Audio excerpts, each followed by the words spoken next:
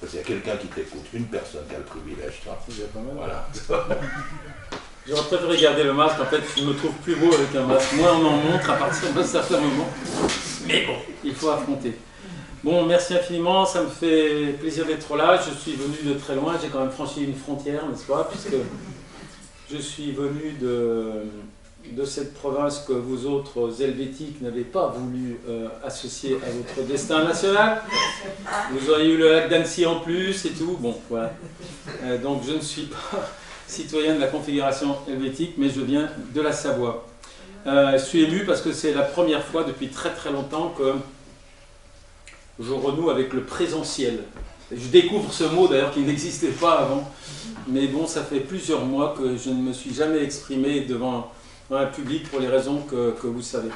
Ce sujet, je l'aborde avec plaisir, mais avec quelques réticences qui vont donner matière à mon introduction. L'islam en Europe, ce n'est pas mon objet de travail à titre principal.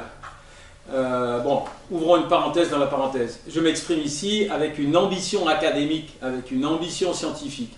Mais le fait de m'exprimer avec une ambition académique n'empêche pas que sans arrêt va se croiser ma conscience citoyenne.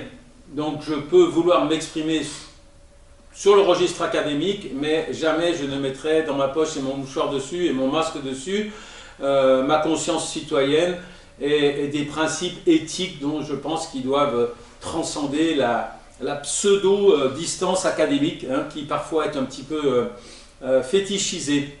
Alors, ce n'est pas mon objet de travail. Mon objet de travail principal, moi j'ai eu le privilège de vivre l'essentiel de ma carrière professionnelle dans le monde musulman. Donc mon expérience, c'est d'avoir vécu dans divers pays du monde musulman et d'avoir multiplié les expériences comparatives. Et donc d'avoir par la force des choses, plus on est près d'un objet, moins on a tendance à le résumer par quelques grands principes simplificateurs. Donc moi je sais qu'une dame yéménite des hauts plateaux, déjà elle est différente d'une dame yéménite à Zavid. Le gros plan vous interdit de faire des généralisations telles que celles qui nourrissent le discours occidental sur le monde musulman. Donc ça a été ça mon grand privilège. Et inévitablement, j'ai été à m'amener à me prononcer sur la situation des musulmans en Europe. Et qu'est-ce qui m'est apparu à ce moment-là? Qu'est-ce qui manque à la recette analytique de la problématique islam-Europe quand c'est du helvético-helvétique ou franco-français? Qu'est-ce qui manque? Il manque l'inscription de l'individu musulman dans son historicité et dans sa territorialité large. Et ça, je ne cesse de le redire. Si on veut interpréter un épisode de la relation du monde musulman et de l'Occident, il faut faire un zoom arrière. Un zoom arrière dans l'espace et un zoom arrière dans le temps. On ne peut pas analyser, interpréter, éclairer toutes les dimensions de la relation d'un individu musulman avec la société qui l'accueille si on ne lui reconnaît pas son historicité propre et sa territorialité propre. Et ça, je l'ai tout le temps, et je le fais sur divers registres, même évidemment les plus pathologiques, puisqu'on ne pourra pas les contourner. Mais je me souviens je l'ai d'ailleurs cité dans le dernier des ouvrages, un dessin d'un autre grand dessinateur national, Plantu, du journal Le Monde, qui, après l'épisode, évidemment, des caricatures, avait cru pouvoir résumer la différence entre un musulman et un non-musulman par ce dessin où on voyait, alors il ne faut pas que je me trompe, un non-musulman qui offensait un musulman et un musulman qui offensait un non-musulman. Alors, le musulman qui avait été offensé, il décapitait au sabre, il assassinait le non-musulman. Hein. Et le non-musulman qui offensait un musulman, il avait fait un petit dessin, une caricature. Et donc on voyait le différentiel de mode opératoire du musulman et du non-musulman, et on avait la preuve, puisque ils ont assassiné des gens qui avaient fait une petite caricature, rien qu'une petite caricature. Et moi à ce moment-là, j'avais employé cette image de zoom arrière. J'ai dit, attendez, si vous voulez décrypter cet épisode-là, je veux un zoom arrière. Je veux le ciel, un grand ciel. Et dans le ciel, je veux voir passer des F-16, des drones qui portent des bombes et qui vont dans la territorialité large de l'individu musulman, et on va voir que la violence n'est pas si unilatérale que ça. Lui, il va y inscrire des violences qui ont nourri sa propre montée en contre-violence. Hein. Et bien sûr, on a besoin de la temporalité longue, puisqu'on doit pouvoir remonter à d'autres interactions que la caricature et la réaction violente. Hein. Donc ça me permet de dire, bien qu'en n'étant pas spécialiste, je n'ai pas fait d'enquête de terrain sur les problématiques de l'islam en Europe, mais j'y apporte la temporalité et la territorialité longue qui sont à mon sens indispensables. J'ai un autre défaut.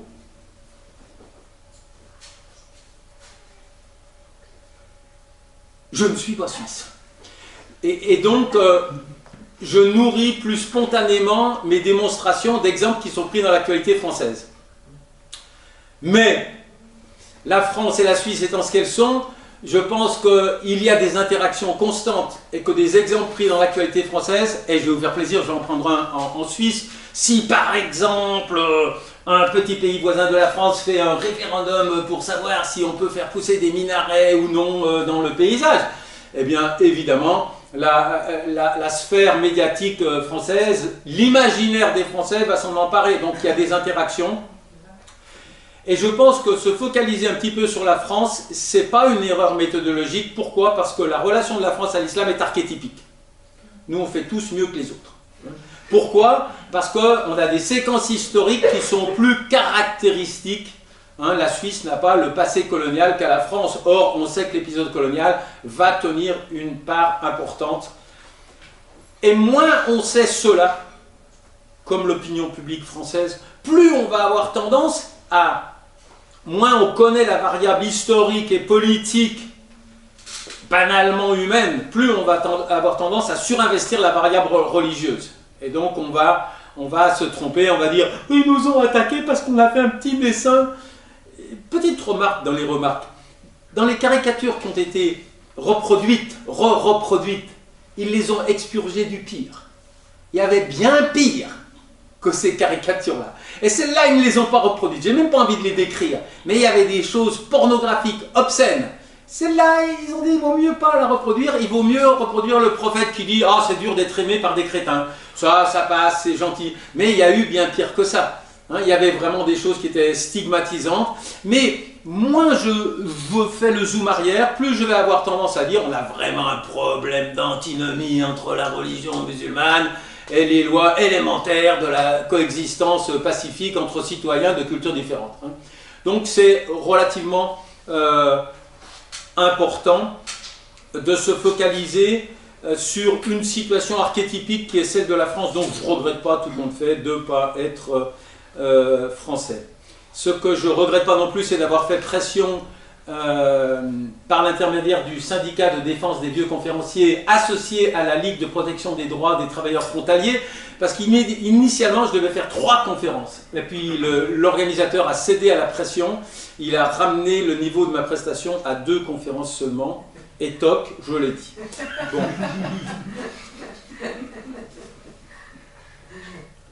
Bon, je devrais faire une introduction statistique et historique longue qui nous emmènerait bien sûr inévitablement aux croisades, à l'Andalousie. Je ne le ferai pas seulement par manque de temps, mais aussi parce que je ne suis pas un historien de ces périodes-là. Mais disons que quand même, à la louche, comme on dit, hein, la présence musulmane en Europe est l'héritière de 2 présences historiques. En Andalousie, je vous laisse fouiller votre culture générale, et par le biais de l'Empire ottoman dans les Balkans. C'est 2 séquences historiques où des musulmans ont été en Europe dans une configuration complètement différente de celle d'aujourd'hui. Il faut rajouter à cela des interactions où ce n'est pas les musulmans qui étaient, il faut bien sûr, c'est très très important, où ce n'est pas les musulmans qui étaient en Europe, c'est les Européens qui étaient dans le monde musulman. Donc au niveau de l'histoire longue, on va venir ensuite à l'histoire contemporaine, au niveau de l'histoire longue, le passé des interactions Occident-Islam, c'est bien sûr hein, les croisades. Je me suis mis à relire sur cette séquence, c'est très intéressant de voir que les croisades n'ont jamais été perçues comme telles par les musulmans. Elles n'étaient pas perçues comme des guerres religieuses, elles étaient perçues comme des guerres relativement banales. La mobilisation religieuse a mis très longtemps à devenir effective pour répondre à la présence occidentale, qui elle était spécifiquement religieuse. C'est bon de le dire, il y avait un plus fondamentaliste que l'autre. Et puis bien sûr, il faut poser au milieu la séquence coloniale, hein, qui est importante parce qu'elle est importante dans le temps, dans l'espace, et elle est importante de par la proximité. Et puis si on voulait encore, bien sûr, dans l'actualité, il faut mettre toutes ces aventures militaires très récentes de la présence militaire occidentale, y compris depuis les printemps arabes. Dans le livre sur comprendre l'islam politique, j'ai éprouvé le besoin de donner un exemple personnel sur l'historicité de la présence musulmane contemporaine dans nos sociétés, en prenant un exemple familial. Mon cher papa, qui travaillait dans une aciérie qui était venue s'installer en Savoie, ça ressemble un peu à la Suisse, hein, des montagnes, tout ça, et des barrages, et un certain nombre d'industries polluantes sont venues s'installer dans les montagnes pour bénéficier de l'électricité, de l'hydroélectricité des barrages. Et donc mon papa travaillait dans une grande aciérie, et un jour il m'avait fait visiter, dans les années 60, il m'avait fait visiter cette immense aciérie, et il y avait sur le parking 5 ou 6 autobus. Et il m'a dit, tu vois ces autobus, chaque semaine ils partent à vide en direction du Maroc, dans une région qui s'appelle le Rif, et ils reviennent pleins. Et si ces bus n'avaient pas fait ces voyages depuis plusieurs années, la boîte ne saurait pas ce qu'elle est. L'islam en Europe est en partie un islam immigré, il est aussi un islam importé. Il faut bien le redire, importé de façon volontariste par les acteurs économiques au lendemain de la décolonisation. Alors bien sûr, il est un islam importé par le dérèglement des économies des sociétés qui ont été colonisées et qui après se sont retrouvées démunies. Il y a eu une aspiration vers les métropoles, mais il faut rappeler que l'islam en Europe, il est importé. On allait faire de la publicité avec des autobus vides pour faire monter des jeunes hommes dedans pour venir faire tourner l'industrie dans les années 60. Hein, en France, jusqu'à ce que Valéry Giscard d'Estaing, dans les années 70, commence à stopper ce processus. On ne va pas rentrer dans les chiffres, d'ailleurs je ne les connais pas par cœur, mais à la louche, au plus simple, on peut dire qu'il y aurait 53 millions de musulmans en Europe si, mais ça ne m'intéresse pas, on inclut la partie européenne de la Russie et de la Turquie, ce n'est pas une variable très importante. Par contre, si on raisonne à l'échelle de ce truc dont vous ne faites pas partie, mais de l'Union européenne, ou disons de l'Europe excluant la Russie, on peut dire, sans trop déformer la réalité, il y a 10% de musulmans dans la société européenne actuellement. Bon, après, quelqu'un me dira 11 ou quelqu'un me dira 9, mais on est là sur une base raisonnable. La première partie de ce que je veux faire, c'est... Oui, non, au nombre de mes défauts, j'ai dit je suis français, mais je suis aussi non-musulman. Mais ce n'est pas parce que je suis non-musulman que je m'interdis de penser ou de parler de ce dont j'estime que c'est le vécu des musulmans. Mais il me paraît d'abord important de décrire ce que je considère est l'imaginaire des non-musulmans face à l'affirmation de la présence musulmane. Hein. Qu'est-ce que c'est l'islam pour l'Européen non-musulman? Et c'est la première partie, et on verra déjà des lignes de fracture, des lignes de tension se tracer, et puis après on verra dans la deuxième partie les mécanismes qui ont exacerbé, qui exacerbent ces tensions à des points que, c'était un autre point de mon introduction, une de mes réticences à traiter ce sujet, c'est qu'il faut rester calme. Il faut, si on a le nez dans les réseaux sociaux, c'est un petit peu mon cas, on a tendance à tenir des discours alarmistes, parce qu'on a vraiment l'impression d'être entré dans une spirale terrifiante où l'imaginaire de pans entiers de la société et donc les majorités électorales se nourrissent du repoussoir de la présence musulmane. Et donc, bon, les musulmans en Europe ne sont pas dans la situation des Rohingyas, les musulmans en Europe ne sont pas dans la situation des Juifs dans les années 30, les musulmans en Europe ne sont pas dans la situation de musulmans vivant dans des sociétés musulmanes où les dérives autocratiques fabriquent des situations désespérées, telles que c'est le cas au Yémen ou en Syrie, mais c'est pas parce que c'est pire ailleurs où ça a été pire qu'on n'a pas le droit de se considéré comme alarmé par tous ces signaux. Hein. Ce matin, en roulant, j'ai écouté les radios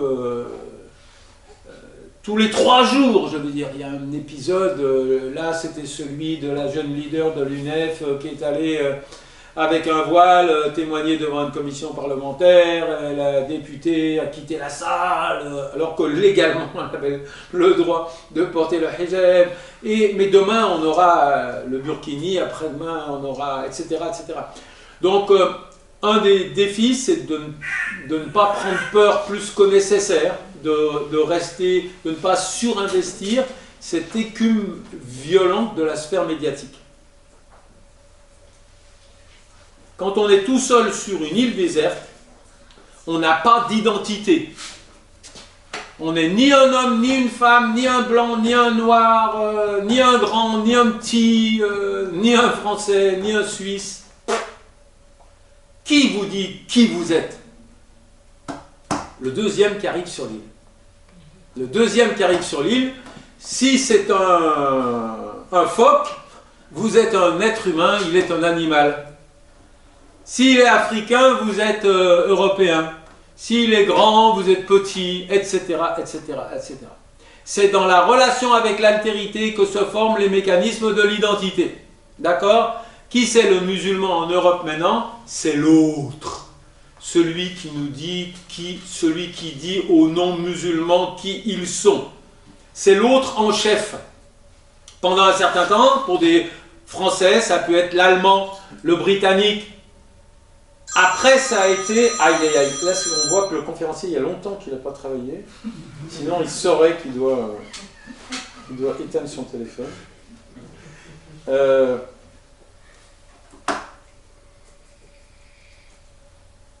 On ne saura qui on est qu'à partir du moment où le repoussoir de la construction de notre identité s'identifie. L'autre n'a pas toujours été, après avoir été allemand, anglais, n'a pas toujours été musulman. Il a été pendant un certain temps arabe. Le repoussoir de l'altérité a été longtemps ethnique. Dans mon enfance, on ne parlait pas des musulmans. Même pour les stigmatiser, on stigmatisait les arabes. C'était l'appellation englobante. Et donc il est très intéressant de voir que l'identité s'est déplacée de la référence ethnique à la référence religieuse. D'accord? Mais l'autre, celui qui nous dit qui on est, c'est le musulman. Bon. Malheureusement ou heureusement, cet autre, c'est pas n'importe quel autre. Il ne vient pas de la planète Mars. Hein? Il vient d'une histoire partagée. Et cette histoire est ce qu'elle est. C'est pas n'importe quel autre. C'est un autre sur lequel nous avons un passé de domination. Extrêmement important à comprendre. Cet autre est quelqu'un sur lequel nous avons été en situation d'hégémonie politique, culturelle, économique pendant toute la phase coloniale.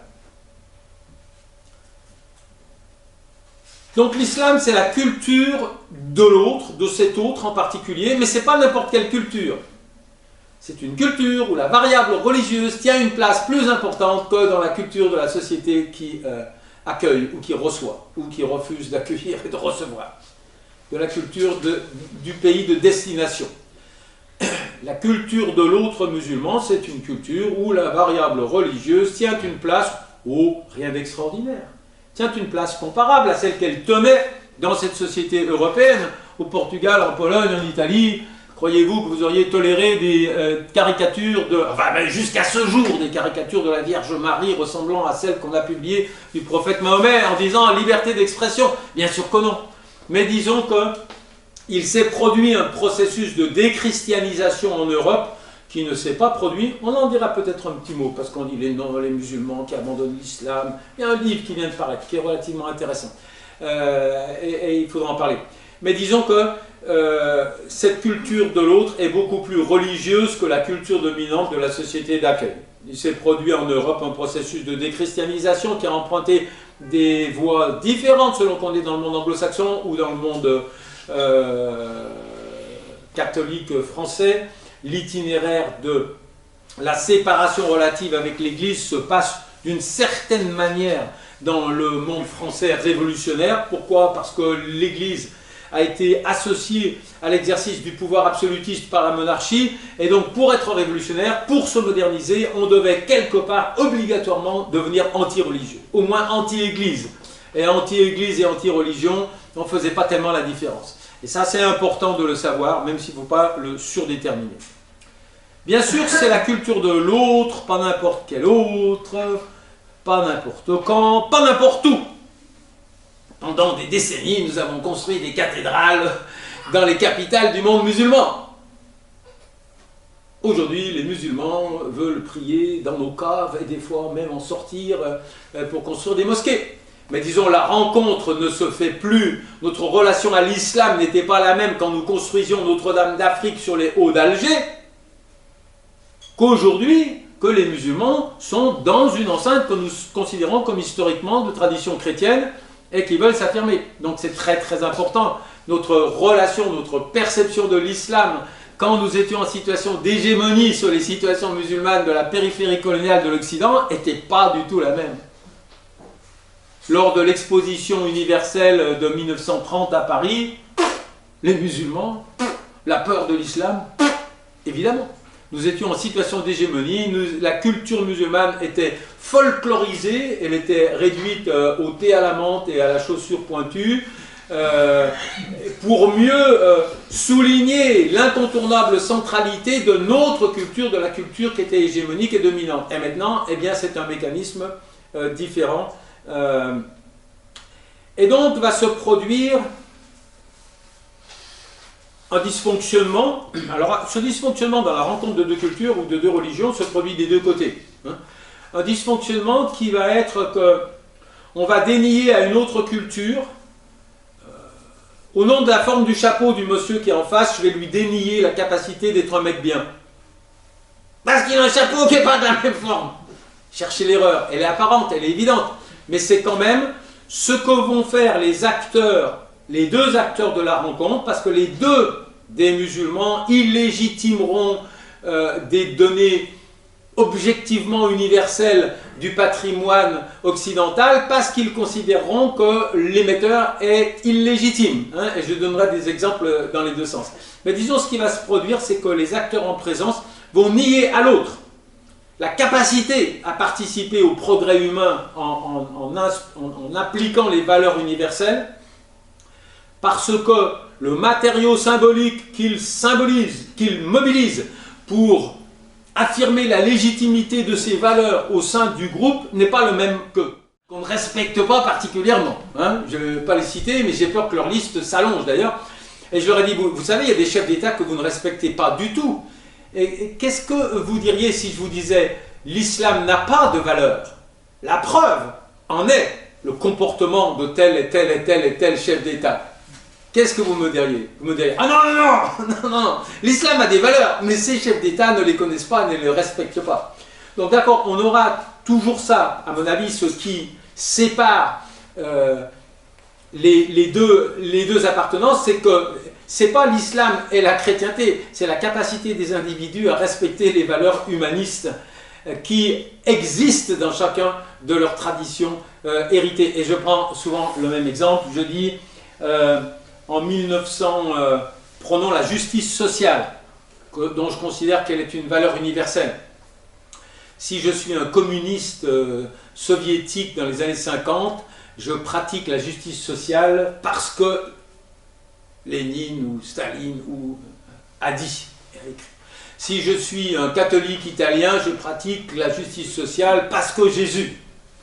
Si je suis un musulman, je pratique la justice sociale parce que il m'est dit dans mon héritage religieux que, d'accord? À la fin de la journée, il y a un dénominateur commun, c'est la justice sociale, et on comprend bien l'aberration qu'il y a à s'opposer à quelqu'un parce qu'il pratique la justice sociale au nom d'un héritage qui n'est pas le mien propre.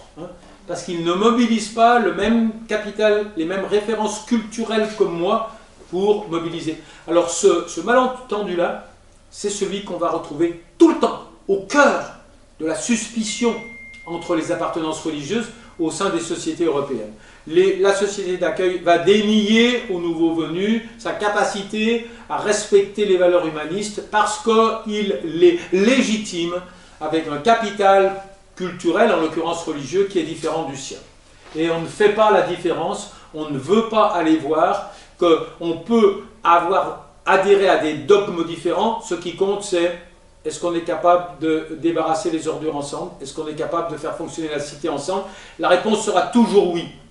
Moi, j'ai souvent été associé, on m'a demandé de participer au dialogue des religions. Alors, je vais peut-être choquer certains d'entre vous. Je déteste cet exercice. Pourquoi? Je n'y crois pas. Pourquoi? Parce que je crois que des dogmes religieux, c'est un peu comme des œufs. On peut les rapprocher, mais pas trop, sinon ils se cassent. Le dogme ne se négocie pas. Donc je ne vais pas essayer, si tant est que je sois chrétien, je ne le suis plus vraiment, mais je ne vais pas essayer de convaincre un musulman de reconnaître que Jésus a une dimension divine. Non, l'inverse, je ne vais pas l'accepter. Ce qui va m'intéresser, c'est avec un musulman dans la cité, qu'est-ce qu'on peut faire ensemble? Et on va voir 90% du programme de la journée, on peut le faire ensemble. Mais ça, il faut le garder présent à l'esprit. La suspicion réciproque, et je peux vous donner des exemples. Bon, il y en a un que j'emploie tout le temps, je ne pense pas que je fasse une conférence sur ce sujet, mais pour le prendre dans le, si j'ose dire, du point de vue des musulmans, c'était un trajet en Mercedes entre Jérusalem et Gaza en 1994, c'est-à-dire le jour où Gaza a ouvert ses portes avec l'opération Gaza Ariha. Et le chauffeur palestinien roulait très vite et j'avais serré ma ceinture. Et quand on est arrivé, c'était obligatoire d'ailleurs de mettre la ceinture, quand on est arrivé, il n'y avait pas de checkpoint, rien du tout. Ceux qui connaissent l'entrée à Gaza maintenant, cette espèce de tunnel épouvantable, avant, boum, boum, on tournait 2 blocs comme ça. Il me dit, François, tu peux enlever ta ceinture, on est arrivé en Palestine libre. Hein? Qu'est-ce que ça veut dire? Ça veut dire une valeur universelle a été illégitimée parce que celui qui l'impose est illégitime. C'est un flic israélien. Mais on voit bien qu'il y a un déficit de... Bon, j'en ai une autre, elle est limite scatologique, mais je la cite aussi. Quand j'étais au Yémen, j'avais fait mettre ces accessoires d'hygiène qu'il y a dans les toilettes, ces petites douchettes, qu'on emploie beaucoup plus naturellement, pas seulement dans le monde musulman, d'ailleurs au Japon, qu'en France. En France, nous sommes les inventeurs du bidet, n'est-ce pas? À la douchette d'hygiène. Et la dame, très franco-française, qui s'occupait des comptes du centre, m'a dit « Ça, c'est un truc pour les musulmans. Ça, c'est un truc pour les musulmans. » Un accessoire d'hygiène parfaitement universel était perçu comme illégitime parce que la première fois qu'elle l'avait vu, c'était dans les toilettes du monde musulman. Voilà, exactement. Ça, c'est au cœur des dysfonctionnements de la relation entre les musulmans et les Européens sur toute une série de questions. L'incapacité à séparer le cœur des valeurs. Qu'est-ce que c'est la valeur? La justice sociale et l'appareillage culturel qui rend légitime le respect de cette valeur au sein d'un groupe donné. Si on mélange les deux, on va à la catastrophe. Alors, bon... Peut-il être des nôtres? Vous connaissez tous, non peut-être pas, la chanson « Il est des nôtres, il a bu son verre comme les autres hein ». Eh bien, peut-il être des nôtres celui qui ne boit pas son verre comme nous autres? Voilà, avec évidemment, hein, pas du thé. Hein. Voilà. Peut-il être des nôtres celui qui ne boit pas? Ben oui, il peut être des nôtres. Ça n'affecte pas la sociabilité. Le principe, la valeur de la sociabilité n'est pas affectée par le contenu du verre. Et après, on va avoir toute une série de malentendus où des pratiques culturelles spécifiques conjoncturellement vont être perçues comme ayant le monopole d'expression de l'universel. Alors, je vais vous choquer, mais disons, en France, nous considérons que le degré de modernité de la femme est inversement proportionnel à la superficie de son maillot de bain, hein, ou de son vêtement. Voilà. Plus il est petit, plus la femme est libérée. En fait, c'est relatif tout ça, c'est conjoncturel, puisque dans la seule société française, nous avons eu tout l'inverse et son contraire en matière de longueur de maillot de bain. Et il est très vraisemblable que nous avons déjà touché le fond, si je puis dire, puisque des pratiques qui étaient banalisées en 1980 sont en train de disparaître des plages françaises, pour prendre que cet exemple. Donc on voit bien que là, il y a un exercice intellectuel qui n'est pas fait. Où est la valeur?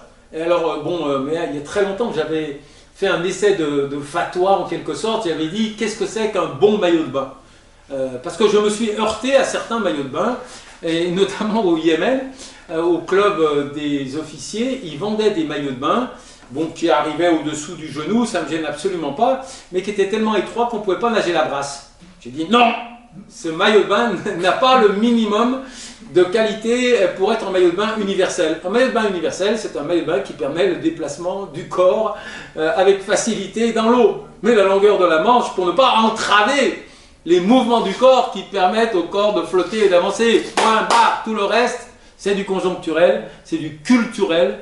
Hein, et la longueur de la manche du maillot de bain n'a absolument rien à voir avec la fonctionnalité du maillot de bain. Bon. On a déjà... J'ai combien de minutes, professeur? On va dire 25. Non, il en reste combien? 20. 20, oui, ça va, monsieur.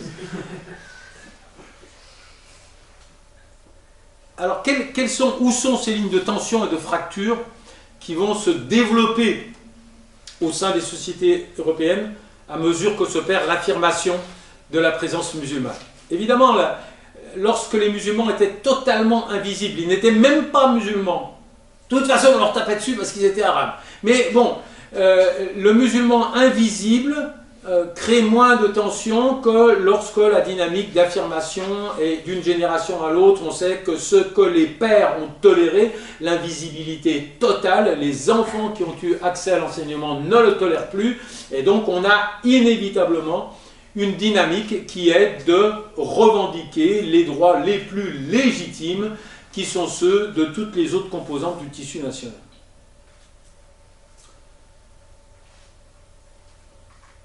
Alors, où sont ces paliers, où sont ces mécanismes, où sont ces épisodes qui nourrissent la double radicalisation en quelque sorte? Il y a bien sûr la concurrence des dogmes.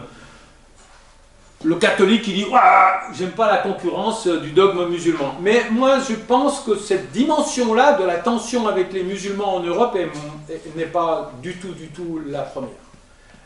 C'est pas à ce niveau-là que ça se situe, c'est à un niveau, on va le voir, identitaire, mais on va voir même que très souvent sur des questions sociétales, les chrétiens vont se retrouver dans le camp des musulmans, sur certaines lignes de tension. Je ne crois pas que le ressort principal des difficultés d'affirmation des musulmans en Europe soit la concurrence des dogmes dénoncés par les milieux religieux chrétiens. Les laïcs, les non-religieux sont en fait beaucoup plus virulents. Hein. La ligne de fracture, elle va se situer effectivement dans la visibilité du dogme religieux dans une société qui estime avoir dépassé cette période de son histoire. Là, oui. C'est pour ça que, comme je viens de le dire, c'est les laïcs, entre guillemets, parce que ce mot a été tellement déformé, mais disons la ligne de fracture va passer entre visibilité d'une appartenance religieuse et ceux qui pensent avoir tourné la page de l'appartenance religieuse.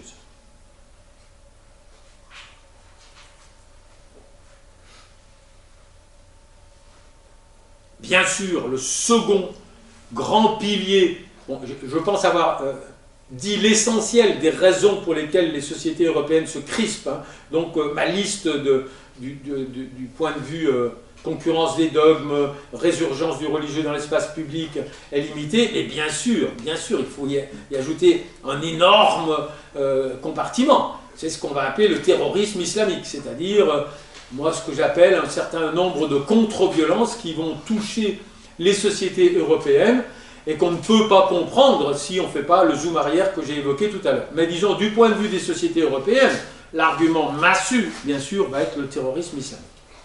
Du point de vue des musulmans, comment vont se creuser les lignes de fracture avec l'environnement européen? Il y en a un qui rejoint ce que j'ai dit tout à l'heure. L'individu musulman doit être saisi dans sa temporalité, dans sa territorialité large, c'est-à-dire on doit quand même savoir ce qui se passe au sud de la Méditerranée, ce qui s'y passe aujourd'hui, ce qui s'y est passé hier. Et donc, une des variables qui vont rendre nerveux un certain nombre de musulmans européens, c'est ce qu'a fait et ce que fait le pouvoir politique de leur pays d'accueil dans la région d'origine de leurs ancêtres. Ce sont les politiques étrangères, de la France dans le monde musulman, dans le passé et dans le présent. Il va se creuser des différences de perception. Évidemment, l'archétype, c'est la décennie noire en Algérie. Où, je vais caricaturer un petit peu, mais enfin, où des commandos de la mort constitués par des militaires qui veulent rester au pouvoir parce qu'ils ont perdu les élections vont massacrer des pans entiers de la population, et où le pouvoir français va les soutenir au nom de la laïcité. Alors si vous êtes un jeune Algérien vivant en France, que vous savez parfaitement la nature du drame qui est en train de se dérouler dans votre pays d'origine, et que vous entendez le pouvoir politique féliciter les bourreaux et criminaliser doublement, vous savez que j'ai une mauvaise fréquentation, mais moi je fréquentais les gens du FIS pendant la décennie noire, il y avait des massacres dans des régions qui avaient voté FIS. Elles étaient le fait non pas des commandos des groupes islamiques armés, elles étaient le fait des groupes islamiques de l'armée. Et les cadavres servaient deux fois.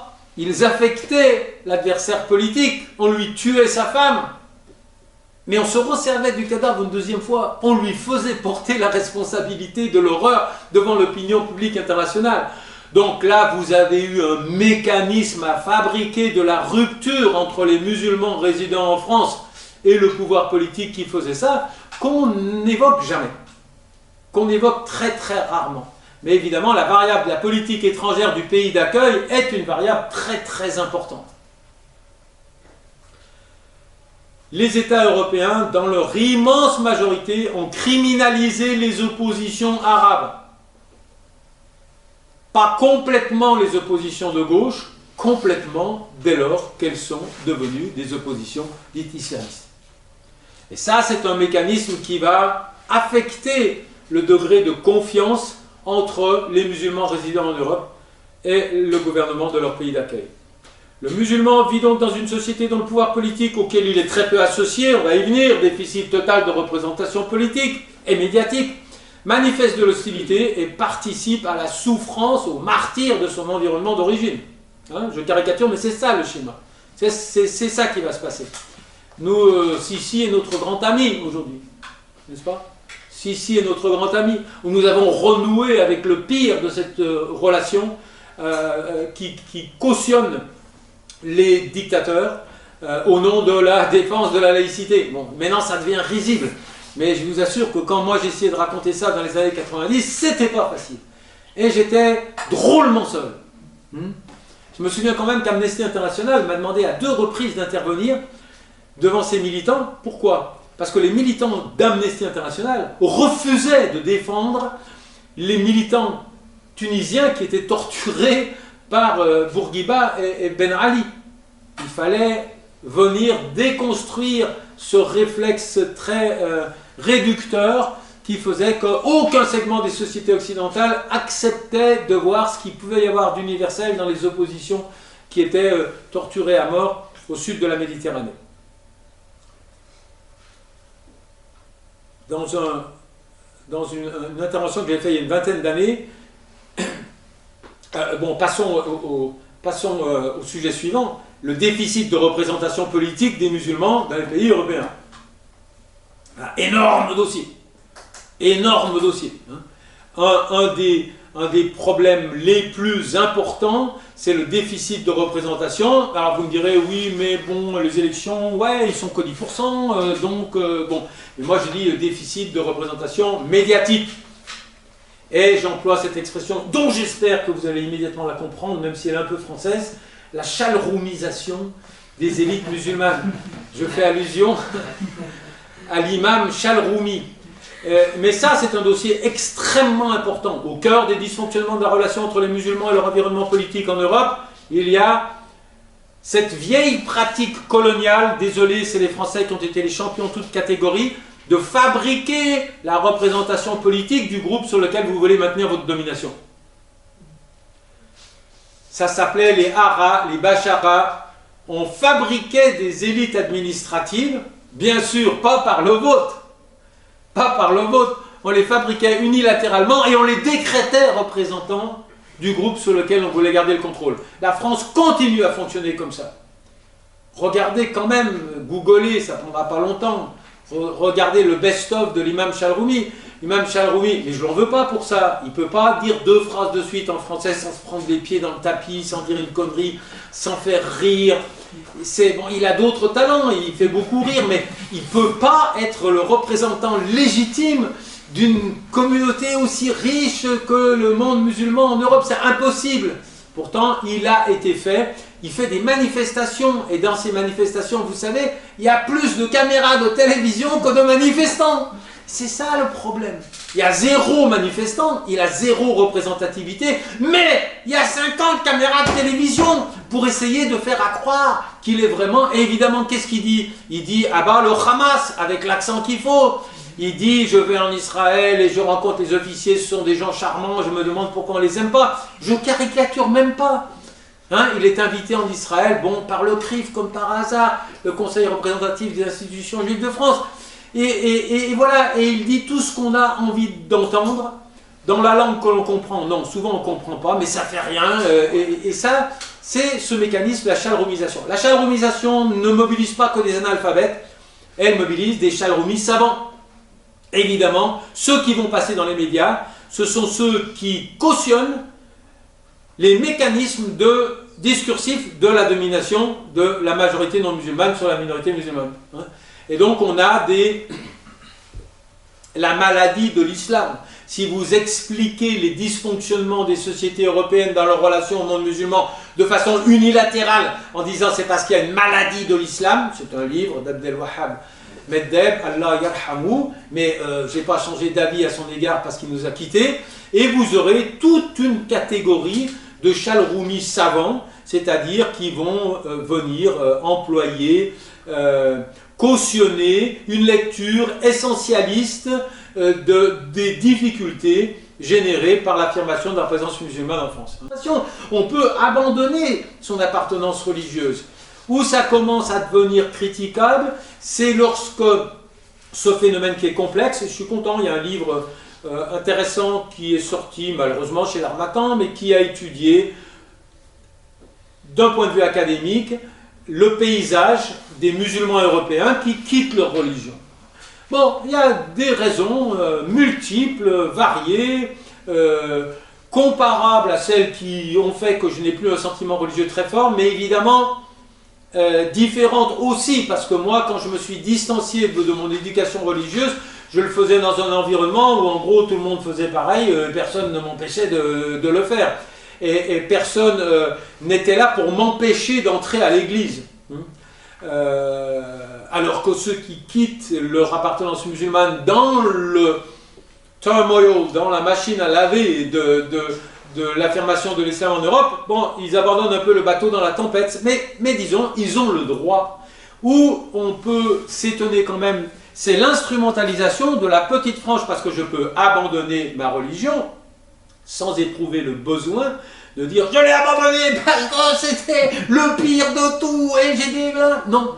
Mais évidemment, ceux qui vont passer dans les médias, ceux qu'on a littéralement fabriqués comme porte-parole, c'est ceux qui permettent de dire à la fachosphère « vous voyez que l'islam est mauvais, la preuve, nous avons trouvé une femme et un homme qui étaient musulmans et qui vont vous dire toutes les raisons qu'ils partagent avec nous de le trouver mauvais. » Et c'est là que nous avons évidemment un nouveau dysfonctionnement de la représentation politique des musulmans.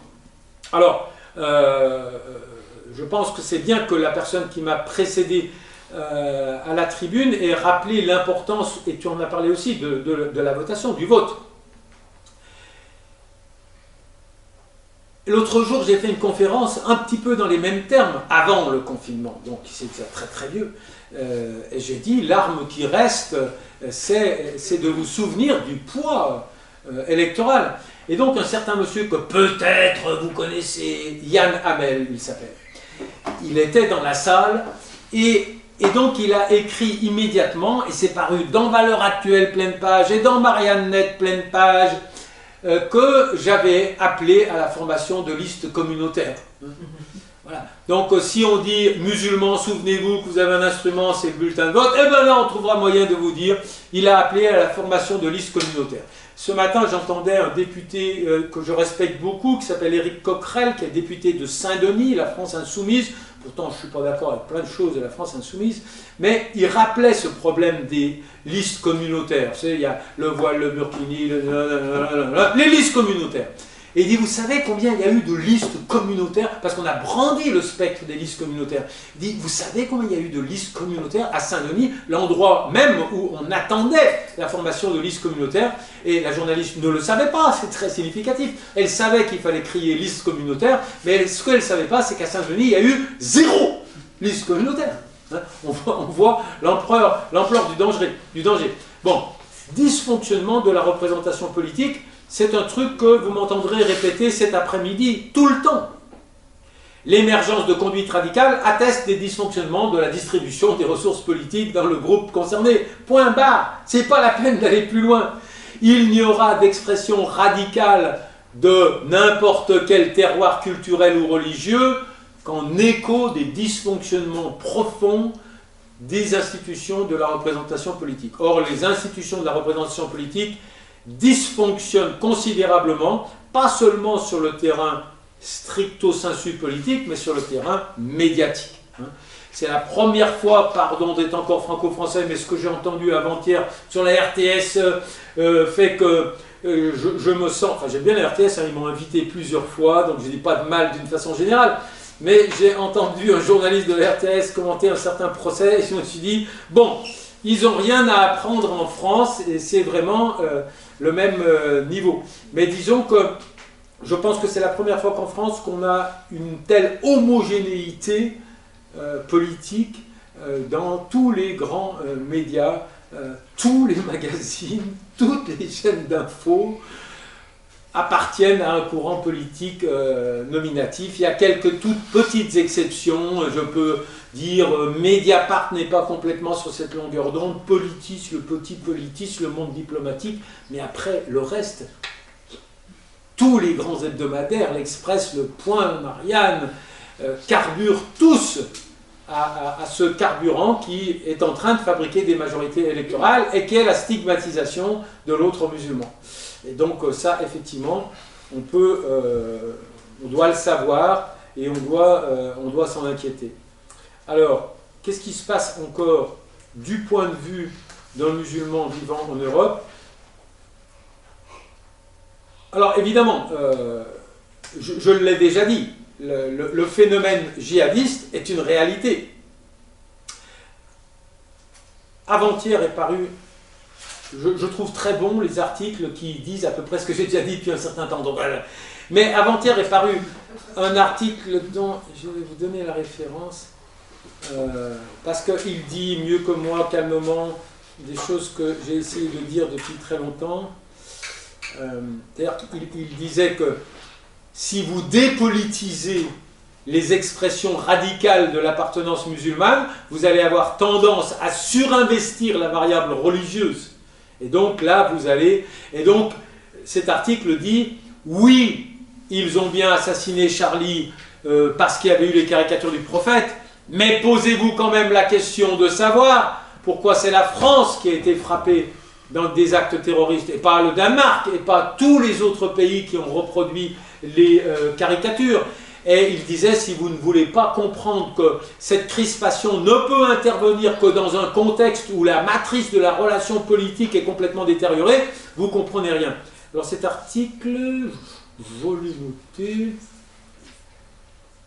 L'art de l'outrage des caricatures de Mahomet, par André Gunther, en plus il y a un nom suisse quand même. si vous googlez l'art de l'outrage des caricatures de Mahomet, vous lirez redit très exactement ce que j'essaye de dire. Moins vous connaissez le terroir politique, social, historique, plus vous avez tendance à produire une explication simplificatrice qui s'enferme dans la variable religieuse, alors que la variable religieuse n'est pas explicable si on ne la contextualise pas dans l'environnement social et politique. Alors, évidemment, les épisodes djihadistes sont interprétés de façon totalement décontextualisée, totalement dépolitisée. Un autre mot fort que vous m'entendrez tout le temps répéter, quand vous avez à interpréter une tension entre des gens qui ont des appartenances religieuses différentes, s'il vous plaît, n'oubliez pas le politique. N'allez pas chercher l'explication du djihadisme dans le Coran. Or, c'est ce que vont faire inévitablement ceux qui n'ont aucun autre matériau, ni historique, ni social, ni politique, pour interpréter des divergences et le cas échéant, des occurrences de violence. Qu'est-ce qui se passe dans la tête d'un musulman? Mais pas que d'un musulman, dans ma tête aussi. Et je ne suis pas musulman. C'est le différentiel de traitement des religions par le pouvoir politique. C'est ça qui va ruiner. Liberté d'expression, les caricatures, liberté d'expression, liberté d'expression, liberté d'expression. Nous sommes dans le temple de la liberté d'expression, Charlie Hebdo. Bon, d'accord. Et puis Ciné, le grand Ciné, fait une plaisanterie dont la justice attestera qu'elle n'avait rien d'antisémite. Il est vidé du jour au lendemain de Charlie Hebdo. Il est licencié du jour au lendemain de Charlie Hebdo. Et là, on a envie de dire, mais attendez, je croyais qu'on était dans le temple de la liberté d'expression, où on est là pour provoquer, pour repousser les limites de la critique de l'autre, parce qu'on fait ça pour rigoler. Ah non! Dans la direction d'une religion, ça fonctionne, et dès qu'on touche à une autre religion, il y a une crispation absolue. Et donc, ce que ressentent pas seulement les musulmans, ceux qui défendent des valeurs qui auraient une véritable assise universelle, c'est le terrifiant différentiel, c'est les deux poids, deux mesures, c'est ce que j'appelle les lumières qui n'éclairent que d'un côté de la route. Hein? Quelqu'un d'autre m'a mis sur la page, oui, je ne vous l'ai pas dit, l'une des expressions de mon âge croissant, année après année, c'est que, ne riez pas s'il vous plaît quand je vais le dire, je suis encore sur Facebook. Bon, je ne suis pas sur Instagram, bon, je suis quand même sur Twitter, mais je ne suis pas encore sur Instagram. Et régulièrement se manifeste ce type de réaction. Oui, quand j'ai dit les lumières qui n'éclairent que d'un côté de la route, un des followers a dit oui, ou les lumières qui clignotent. J'aime bien bon, les lumières avec L majuscule évidemment de la France. Elles clignotent. Une fois elles éclairent, une fois elles n'éclairent pas. Ou elles éclairent d'un côté de la route. Et moi je dis, bon évidemment, il y a la liberté d'expression des uns et il y a la liberté d'expression des autres. Et ça, donc, déficit de représentation politique et distorsion de la représentation d'une religion par rapport à l'autre. Et là, évidemment, on peut multiplier. Avant-hier, j'ai republié notre célèbre député Meyer Habib, qui est le député des Français de l'étranger, mais qui est 4 fois plus israélien qu'il n'est français. Et il appelle à voter pour l'honneur de la Torah. Si ce monsieur avait été d'une autre religion du livre, mais il est séparatiste, il est exclu du Parlement, il est expulsé, etc., etc. Et donc là, il n'y a pas de limite dans les deux poids, deux mesures de la représentation. Et ça, je pense, c'est un des autres mécanismes. Et ça, ça ne demande pas des milliards d'investissements pour repeindre les banlieues en rose. Hein. Parce qu'il y a des mesures de répartition des ressources économiques qui sont extrêmement coûteuses. Mais non, la représentation médiatique, c'est quelque chose qu'on peut changer d'un claquement du doigt en rétablissant un certain nombre d'équilibres qui ont complètement disparu de la représentation des musulmans. Moi, j'avais donc traitement différencié des deux religions musulmanes. J'avais fait un recensement de toutes ces étapes. Et je pense que vous les connaissez mieux que moi. Tous les 2 mois, il y a un nouveau terrain d'affirmation. Ah non, il y a encore un terrain sur lequel des tensions apparaissent entre les musulmans et des dynamiques sociétales, mais je vais y répondre en disant que ces tensions n'apparaissent pas entre les musulmans en tant que musulmans, elles apparaissent entre les musulmans et certaines dynamiques de la société en tant que croyants.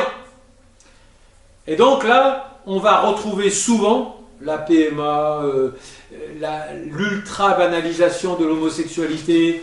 On va retrouver les mêmes tensions, pas seulement entre les musulmans et la société, mais entre les croyants. Et là, c'est là qu'on va retrouver certaines convergences entre les musulmans et les chrétiens. D'accord? Mais c'est aussi un terrain sur lequel peuvent s'expliciter, se nourrir certaines tensions. Voilà, le traitement différencié des deux religions musulmanes et juives, j'ai dit le mot, ça c'est en termes de représentation politique, en termes de présence dans les médias. Bon, lisez, écoutez le discours de Meir Habib dans sa circonscription électorale. Imaginez un instant que ce garçon ait été musulman, la France entière se serait levée pour l'expulser de l'espace public. Et c'est ça qui fait des dégâts, à mon sens. Parce que moi, liberté d'expression, oui, blasphème, à la limite. Mais pour tout le monde. Dès lors qu'il y a un différentiel de représentation, la valeur ne fonctionne plus, hein, elle devient un instrument. Bon, j'avais prévu de m'arrêter à peu près là, je crois qu'on est dans les temps, hein, sans faire de conclusion. Si on doit faire une conclusion, c'est nous sommes indiscutablement dans une conjoncture difficile et nous devons indiscutablement réfléchir sereinement aux moyens d'en sortir. Merci infiniment. Merci. Bonjour, un bémol et une question. Vous avez dit que Genève vous avez rejeté en tant que Savoyard, mais il me semble que ça a été réciproque parce que la votation de Napoléon III a fait que vous avez choisi de rester en France et d'aller en Suisse, si je me trompe. Allez, j'admets tout, j'admets tout. C'est une petite pique, mais je l'ai mal documenté, donc il vaut mieux pas que je résiste. Ouais, ouais. On a raté cet épisode. On a raté cet épisode. Voilà, maintenant pour la question, je suis tout à fait sensible à votre idée comme quoi que les équilibres sociaux reposent ou se fondent sur des valeurs universelles à laquelle même les musulmans peuvent effectivement déroger, malheureusement. La question de la représentativité de ces valeurs, est-ce que vous voyez le candidat Asselineau comme étant, enfin, qui me semble avoir un discours assez raisonnable, assez de bon sens, pourtant qui est minorité, est-ce que vous pensez que c'est, est-ce qu'il va un peu dans ce sens de valeurs universelles? Qui donc, pardon? Asselineau, si je me trompe. Ah bah, là, on va avoir un gros différent. Je pose la question. Non, il voulait que je me redocumente, mais je sais que j'ai été approché par ses followers qui voulaient absolument. Mais Asselineau a dit des choses absolument horribles sur les questions qui nous préoccupent aujourd'hui. Alors j'avoue ne pas les avoir en mémoire précisément, mais je me souviens avoir écrit à quelqu'un de musulman qui m'avait dit « Venez avec nous, Asselineau et tout ». Asselineau a fait un immense grand pas en direction du Rassemblement national. Mais j'avoue, j'ai honte, j'ai pas remis ça dans ma tête. On peut le garder pour un échange sur Facebook ou ailleurs. Je vous dirai pourquoi je me suis complètement démarqué de Asselineau, comme je me suis démarqué de Michel Colomb, que je n'ai pas cité, que je citerai cet après-midi.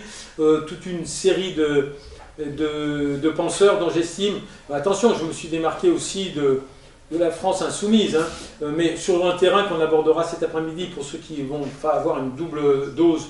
Mais sur l'islam en France, je n'ai pas en tête, mais je sais que je me suis radicalement démarqué de lui. Je suis confus de ne pas pouvoir illustrer davantage mon propos. On le laisse en suspens. Peut-être dès cet après-midi, si vous êtes là, j'aurai trouvé la réponse. Autrement, les valeurs universelles, quelle représentativité politique française? Il n'y en a aucune. Mais les valeurs, on les a toutes. Le problème, c'est qu'on n'est pas capable de les appliquer, de les respecter.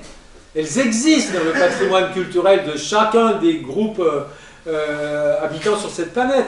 Une autre façon de prendre les choses, que je cite souvent, que j'ai cité déjà il y a 15 ans, du temps de Chirac et de Blair. Hein, Chirac, Blair. Chirac et Blair se rencontrent et ils disent l'Europe et l'Amérique ont des valeurs communes, elles ont donc des guerres à mener en commun. Déclaration d'une grande banalité, ça devait être dans les années Chirac et tout, et moi j'ai dit, ah, mais contre qui? Contre qui? Quel est le non-dit de cette formule? Que tout le reste de la planète n'a pas ces valeurs humanistes nobles. Et ça, c'est le grand problème de la déformation de la perception intellectuelle, c'est notre incapacité à croire quelqu'un qui a des codes culturels différents des nôtres, capable, je dis pour faire simple, d'être un mec bien, capable d'avoir les mêmes valeurs humanistes que le reste de la planète. Et donc, quand Blair et Chirac disent « nous allons mener des guerres en commun », parce que nous avons les mêmes valeurs, le sous-entendu, c'est que tout le reste de la planète n'a pas ces valeurs. Hein. Donc pour moi, mon intime conviction, moi, quel est le privilège que j'ai eu? C'est de vivre dans des environnements exotiques. Et petit à petit, j'en suis arrivé à cette conclusion extrêmement simple. L'habit ne fait pas le moine.